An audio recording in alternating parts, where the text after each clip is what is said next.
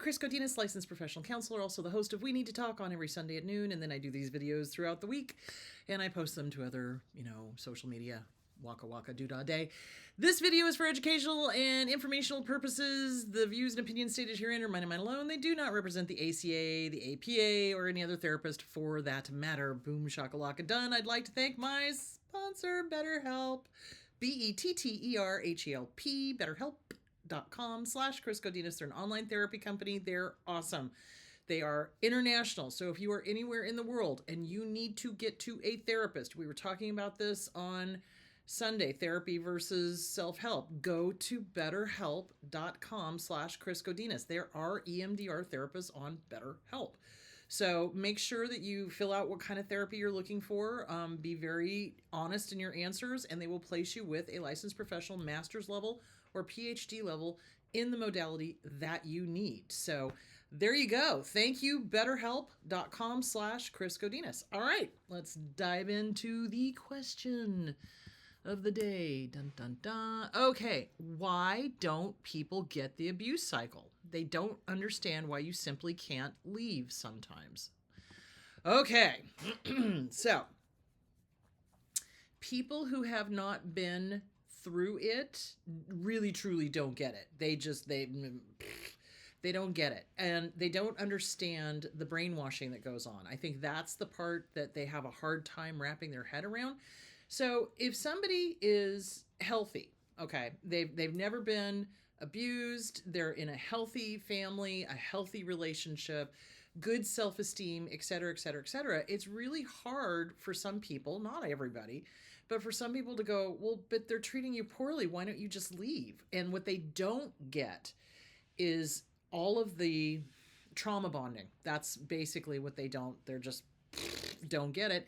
So trauma bonding. So basically what it is that the abuser comes in and does the intermittent positive rewards, just like training a dog. So when you train a dog, you don't give rewards every single time. You maybe do it every third time or every sixth time or every 10th time. And pretty soon the dog sits waiting for that reward. Guess what? Abuse survivors have done the same thing. And it's because of the intermittent positive rewards. I love you, I love you, I love you, I hate you, I hate you, I hate you, I love you, hate you, love, love, love, love, hate, hate, hate, love, hate, hate, hate, love, hate, hate, hate, hate, hate, hate, hate, love. And we start living for that time when they're kind or somewhat normal, or, maybe they're doing a little bit of love bombing, if they think that you're starting to drift away. So it is literally conditioning.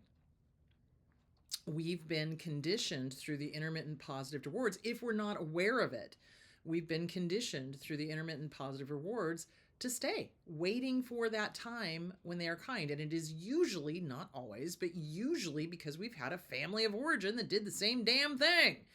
So people don't understand it because they haven't been through it. They don't understand brain. Oh my gosh, what a cute picture. They don't understand, sorry, family sending me stuff.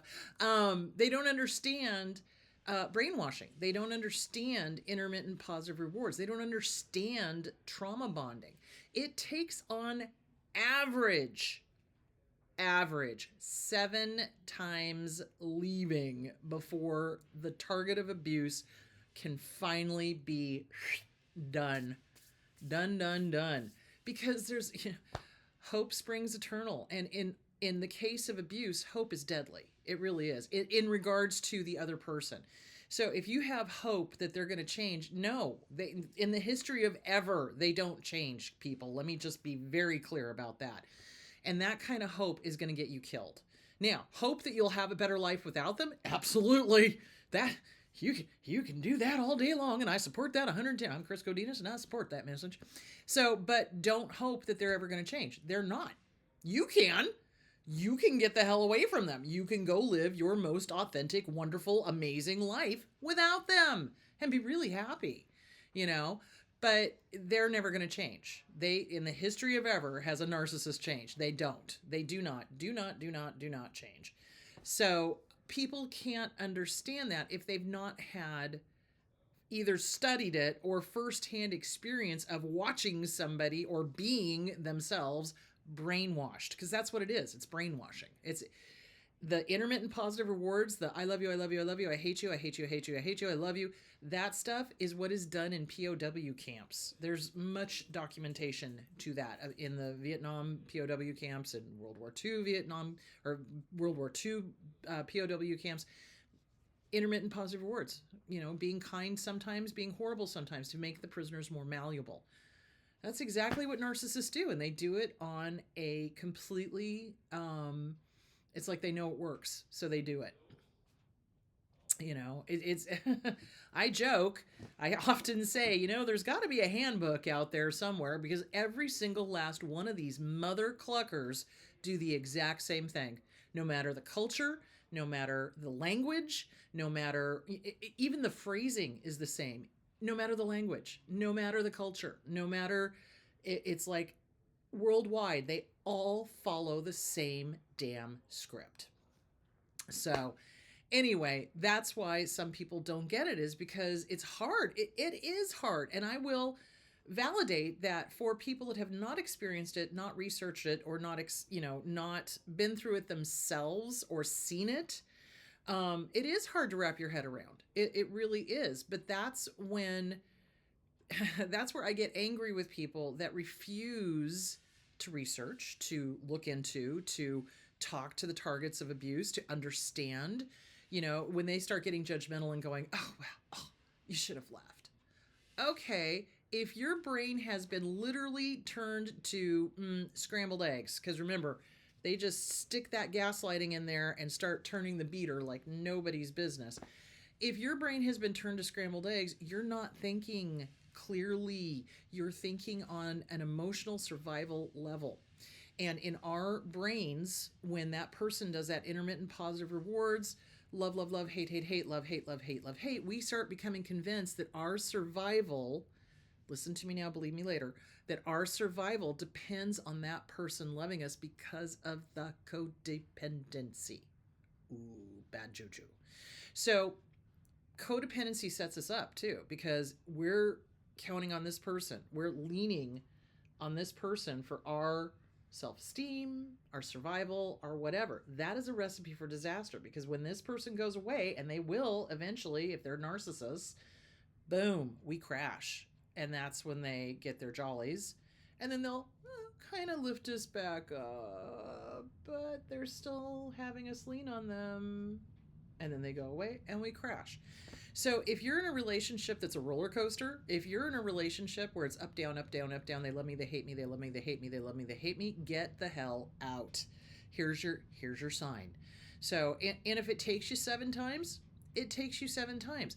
Not everybody is able to leave immediately. I'm working with several clients that are financially unable to leave. Why? Because abusers are known to do things like get the partner pregnant constantly, so that there is an obligation there for at least 18 years. And if you've got a bunch of kids, okay, well, you want the kids to be stable, and they need to have a roof over their head, and they need to have clothes, and they need to have food. And if the abuser is the one that's controlling the finances, you're in a deep water. And it takes time to get a plan together to get out safely and get the kids out safely. So that's where I get angry at people that are like, why didn't you just leave? Okay, why don't you just take a few classes in abnormal psychology? Come back and talk to me then. You know what I mean? You're not dealing with a healthy, normal person. You're dealing with somebody who's a psychopath. You are, usually, in those cases. So dark triads, they will do whatever it takes to keep ultimate power, and ultimately they want us dead is really their evil plan. So yeah, you're not dealing with a normal situation, and I'm going to talk more about that on Sunday, because I'm going to be talking about what y'all are going to need when you divorce one of these people. So yeah, it's not going to be a normal divorce. Now, do normal divorces happen? Yeah, absolutely. People get married too young, or caught up in the moment or whatever, and then they realize they're like, oh, this was not a good idea, and then they amicably split. And those are the ones you never hear about. The ones you do hear about are the ones that drag through the courts for years and years and years, and those are usually, no, not usually, always disordered people, because healthy, normal people do not want to be involved with the court system at all, period. But they also don't want to be involved with the court system for years and years and years and waste their money. I can't tell you the number of narcissists that are putting attorneys' kids through college because they need to be right. I mean, which is great for the attorneys' kids, but I just, hello, McFly, you could be spending that money on you, or, somebody else or something else. But no, they're so determined to be right that they will literally just, their sense of revenge knows no bound, and they have to be right at all costs. And I do mean at all costs. They will go down in a ball of flames if they can die being right. That's just so stupid. Anyway, so back to the question. People don't understand it because it doesn't make sense logically to stay, but what they're not looking at is all the variables that are going on. The brainwashing, the intermittent positive rewards, which causes us to live in hope and live for that time when they're kind, the financial considerations, the children that are involved, the other pressures that may be going on. Culturally, there may be a big prohibition against divorce, which is a huge problem when there is abuse going on. So yeah, and with those people, I say, tell them to go educate themselves. If they start giving you hassles for why you haven't left yet, you tell them to go educate yourselves. But then you've got to do the work to start getting yourself out of that situation. That's not an excuse to stay. So you want to go, okay, this is why I'm just not leaving at this point in time. Help me with, and then ask for help so that you can get out. So in any state that you're in, there is going to be some sort of women's resource center. In Arizona, there is the Fresh Start Women's Resource Center. Go to social services, get help. Go to the National Domestic Violence Hotline. They've got people you can talk to that can get you to those services. So you want to make sure that you're doing things to move yourself forward and not just playing, oh, I'm helpless, I can't leave. Because sometimes, honestly, some people do get stuck in that. And it's partly because of the gaslighting. It's partly because the abuser has told them, you'll never make it without me, you can't survive, blah, blah, blah. And so they sabotage themselves so that they don't leave because they're terrified that they are going to fail. Listen, the only failure is staying with one of these monsters and letting them harm you or your children. So really, if you can, start making your plan and get out. And honestly, go to the Domestic Violence Hotline. They've got a whole list of things that you can do for yourself. You've got a whole list of things that you're going to need to get out. An emergency plan, safety plan, a whole thing. And there's people you can talk to. So that is it. And no, people don't understand. They don't understand the intricacies. Oh, I can't even talk this morning. Good God. The multiple things going on. Okay. And like I said, it often takes on average 7 times attempting to leave before the person is strong enough, financially secure enough, supported enough, and that's usually the big issue, to leave permanently. So there that is. So just tell people to educate themselves on that, and if they give you guff, don't talk to them. Those they're not helping. So all right, there's that. Okay, my love. So on Sunday, I'm going to be talking about divorce, what you're going to need, lists, things, and what to look for in an attorney, because you definitely are going to need a good one. So anyway, there is that. All right, you guys, I will talk to you on Sunday, and I'll actually have another question and answer on Friday. Bye.